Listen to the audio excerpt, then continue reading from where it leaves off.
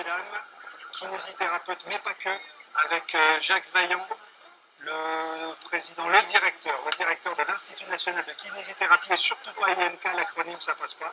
Tout à fait. Et pour le résultat du congrès, qui était dédié à l'obésité, mais c'est le président qui va nous en parler mieux. Alors, bon résultat de ce congrès sur une thématique qui est une thématique d'avenir pour la population française. On sait que de plus en plus de personnes vont être atteintes par l'obésité ou le surpoids. Et Mathias a eu la lourde tâche de réunir autour de lui une équipe pluridisciplinaire. Ça aussi, on y tenait absolument, de prise en charge de l'obésité. Et il a réussi, je crois, sa mission. En tout cas, les échos sont très favorables à ce stade, mais Mathias va nous en dire plus. Alors, le fait est que on n'a eu que de bons échos. Visiblement, tout le monde était ravi de cette première. Comment ça s'est passé? Comment vous avez eu l'idée d'organiser ça avec multidisciplinaire, avec un fil rouge et une personnalité qui était tout à fait hors du cadre? Hors du cadre, c'est ça.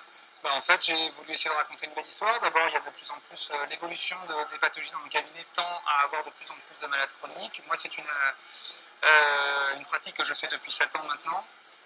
Je travaille dans un cabinet qui se veut faire du sport santé depuis 2011 avec des préparateurs physiques.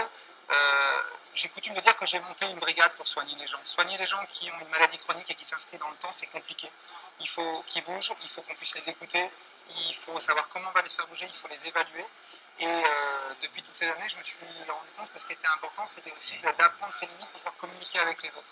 Je me suis rendu compte aussi que les médecins ne savent pas trop d'ailleurs comment prendre ces pathologies, n'ont pas non plus forcément de connaissances sur ce qu'on peut apporter réellement.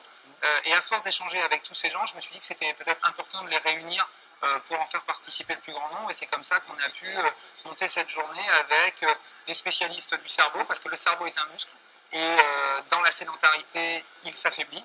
Sauf que pour pouvoir le faire travailler correctement, il faut arriver à le comprendre, à avoir des notions de physiologie et de physiopathologie. Donc c'était un moment fort ce matin. Ensuite, il fallait comprendre comment fonctionne le muscle dans ses différentes composantes. Donc là, il y a l'expertise des professionnels du sport. Donc il y avait un préparateur physique, un APA.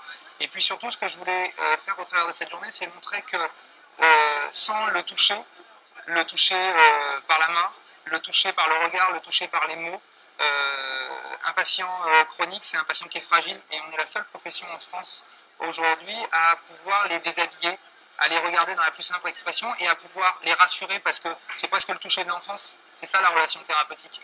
Et en les touchant, on leur dit aussi que c'est possible, on leur fait une caresse, et ça, je pense que le kiné a un peu oublié que c'était sa véritable expertise.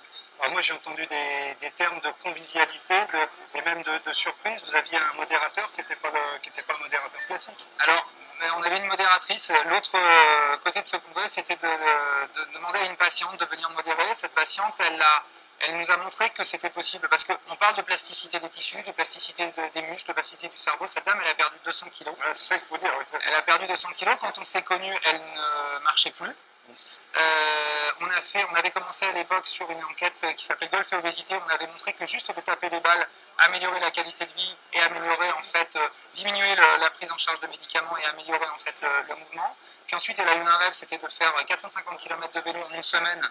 Elle a traversé l'Occitanie parce qu'elle voulait expliquer que l'obésité n'était pas une fatalité, que c'était une maladie chronique et qu'on pouvait vivre normalement en s'adaptant à sa maladie chronique. Et alors maintenant qu'elle a fait tout ça, elle veut monter le Mont Blanc. Et je pense que pour monter le Mont Blanc, il faudra des kinésithérapeutes pour la préparer, des préparateurs physiques pour la préparer également. Il faudra quelqu'un en montagne, en alpinisme pour lui apprendre, parce qu'en fait, elle ne sait pas.